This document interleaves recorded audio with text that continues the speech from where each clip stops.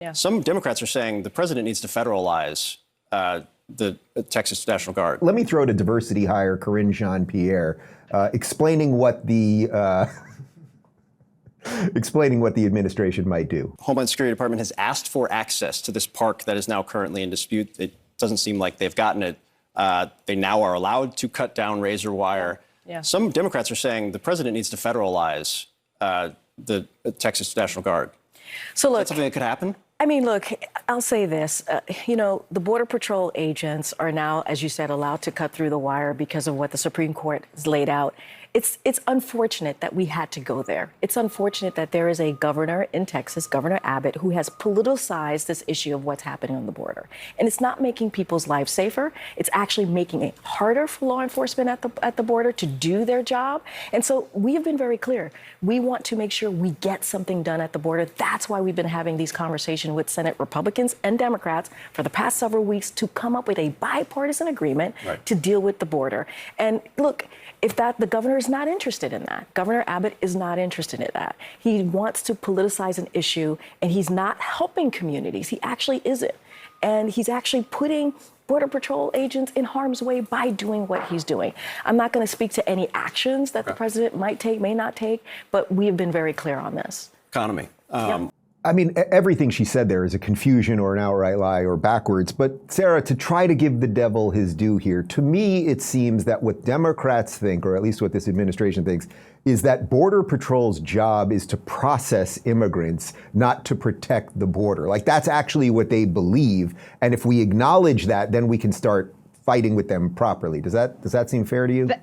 Yeah, that is what pisses me off so much. Every single time I hear these people trot out and repeat these lines that Border Patrol needs more resources, not to protect you and me, not to protect actual Americans, just to process these unvetted strangers and allow them into the interiors of our country. It is absolutely reprehensible. I'm old enough to remember a time when Border Patrol was actually there to enforce the law and keep these people out. Instead, they're just glorified processors where they give them a little note and say, hey, promise that you'll really super pinky promise that you're going to be out of court in the year 2032. And we'll just really, really hope that you show up. Wink, wink. I mean, it's disgusting. And you have these people. I just heard a story the other day of a woman, I believe her name was Tammy Nobles, whose daughter was autistic, developmentally disabled, who was killed, strangled to death by an MS-13 gang member because Border Patrol and the Department of Homeland Security is not doing their damn job. And I'm so tired of hearing this,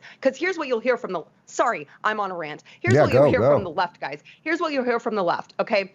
We need more, even from the NYC mayor, Eric Adams, and all of these Democrat lawmakers who are sanctuary cities until all the brown people show up at their doorstep and they're like, wait a second, we didn't plan for this to happen.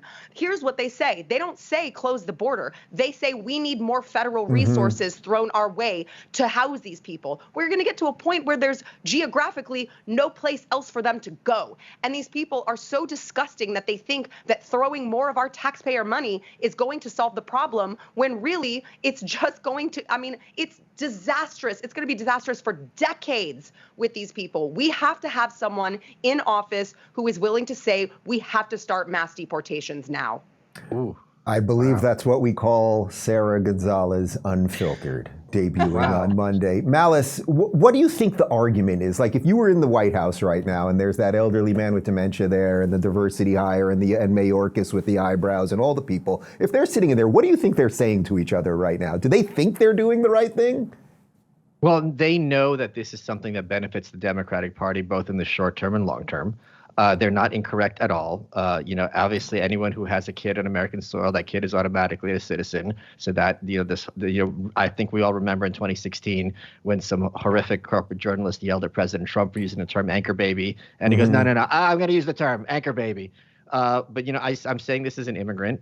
This is something that if a nation does not, when we came over, we had to have a family sponsor us to be responsible, like meaning they were accountable. Now there's just absolutely no accountability because we don't know who half these people are. They're throwing out their ID cards, intentionally. And I'm all for humanitarianism to a point. But if you're not able to sift between who's coming over because they're fleeing some sort of genocide or who's coming over because they're a military-age male who just wants to have an easy life and not going to be able to integrate into society, which is going to lead to very harmful consequences, this is a serious concern. So as to your question, what they're doing in the White House, I don't think they know what to do, because this is the first time, I think, for a very long time when a Republican governor, or any governor pretty much, has stood up to the federal government to such an extent. I'm delighted by this. Yeah. So I'm sure their phones are ringing off the hook here in Austin with Governor Abbott. And the beautiful thing is, both House and Senate are a tie. So you don't have the space to make any kind of big moves. Like the Congress is effectively crippled. So this is really a wonderful time for things to escalate in the direction it needs to go.